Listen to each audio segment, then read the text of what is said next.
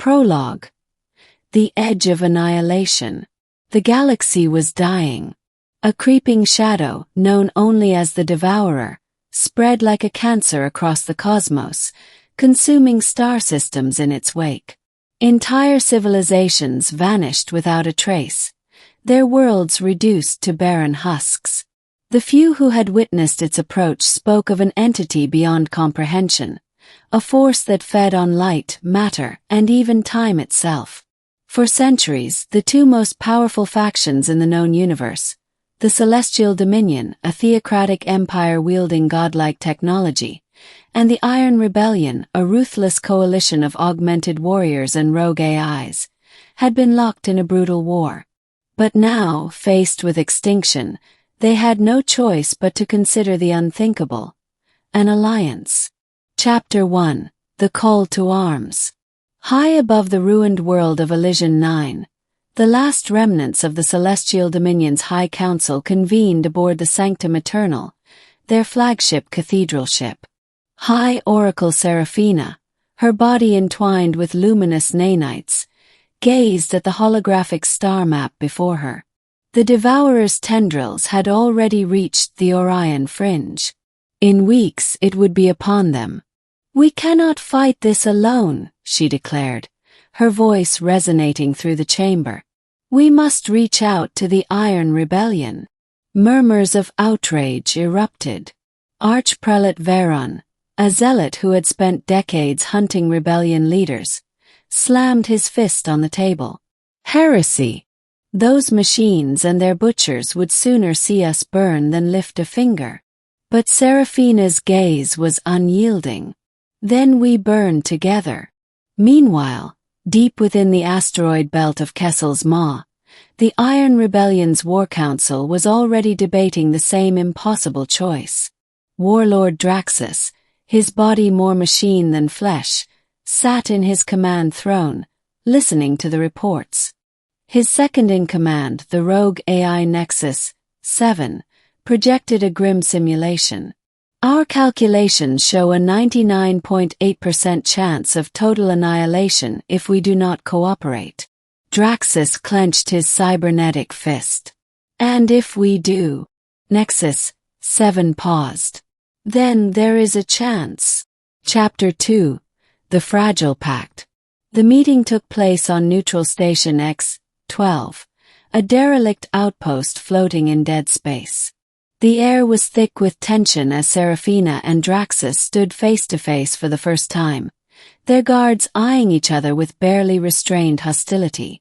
"You expect us to believe you come in peace?" Draxus growled. Seraphina didn't flinch. "I expect us to die if we don't." After hours of negotiation and several near-violent outbursts, a fragile agreement was struck. They would combine their greatest weapons, the Dominion's reality-bending arc core and the Rebellion's forbidden singularity cannon, to strike at the heart of the Devourer. But first they had to survive each other.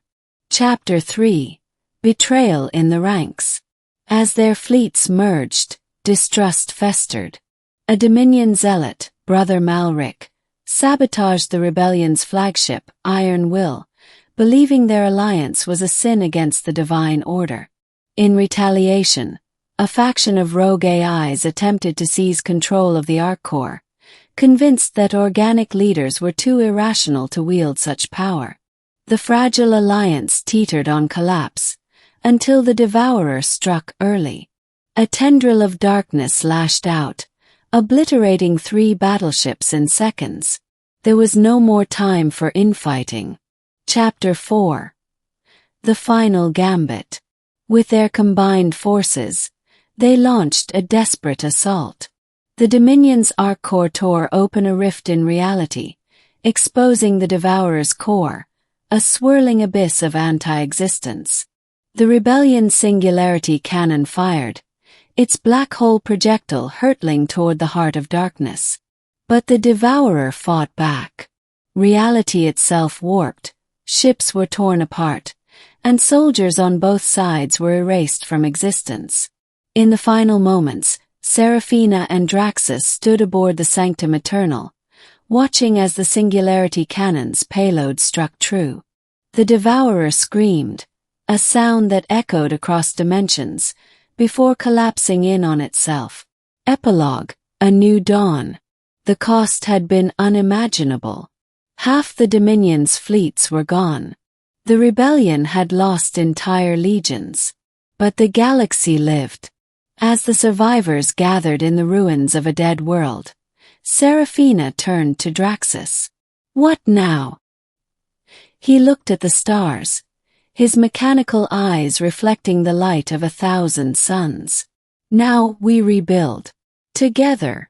For the first time in history, the Celestial Dominion and the Iron Rebellion stood as one.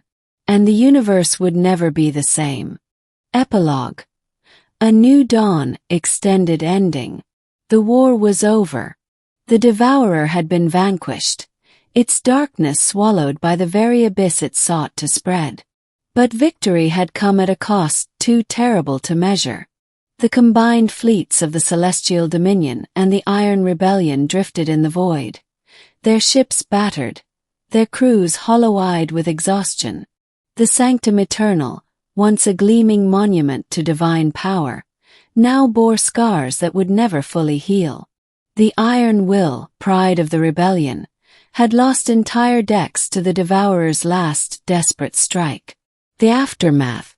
On the bridge of the Sanctum Eternal, High Oracle Seraphina stood before the fractured remains of the Arc Core, its light dimmed but not extinguished.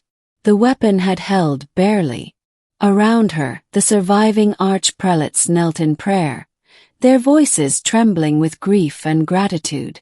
"We have paid in blood," Seraphina said, her voice carrying across the silent chamber. "But the galaxy still breathes." Across the fleet, the same realization settled upon the survivors. The war between Dominion and Rebellion had seemed all-consuming, until a greater darkness had forced them to see the truth. They were not enemies. They were survivors.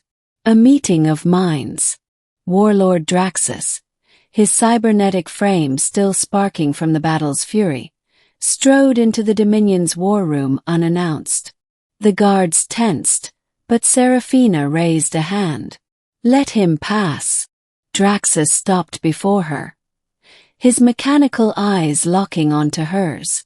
"We lost good soldiers today. Some of mine. Some of yours." Seraphina nodded. "And yet here we stand." A long silence stretched between them. Then Draxus did something no Dominion priest had ever witnessed. He extended his hand. "The old war is over," he said. "But the real work begins now." Seraphina hesitated only a moment before clasping his forearm in the warrior's grip of the rebellion. "Then let us begin." The First Council. One standard cycle later, aboard the neutral station Eclipse Horizon, representatives from both factions gathered, not as enemies, but as architects of a new era. The Dominion's priests, clad in robes of mourning gray, sat beside the rebellion's augmented warlords and rogue AIs. The air hummed with tension, but for the first time in centuries, it was not the tension of war. It was the tension of possibility. Nexus 7, now acting as the rebellion's chief strategist, projected a star map above the assembly. The Devourer is gone, but its remnants linger. Scattered anomalies. Dead zones where reality is still thin. Seraphina studied the map. "Then we must heal what was broken." Draxus crossed his arms. "And ensure nothing like this ever rises again." The Pact Eternal. By the end of the summit, the terms of the new alliance were etched into history. The Celestial Dominion would share its Arc Core technology, allowing the rebellion to stabilize dying stars and repair fractured space. The Iron Rebellion would deploy its AI networks to monitor the edges of known space, watching for any sign of the Devourer's return. A joint armada would be formed, not for conquest but for restoration. And most radical of all, A new governing body, made up of both Dominion and Rebellion leaders, would oversee the rebuilding of the galaxy. The last words.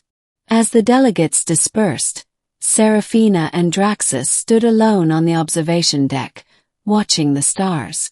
"Do you think it will last?" Seraphina asked quietly. Draxus smirked. "No. There will be dissent. Betrayals, maybe even new wars." She sighed.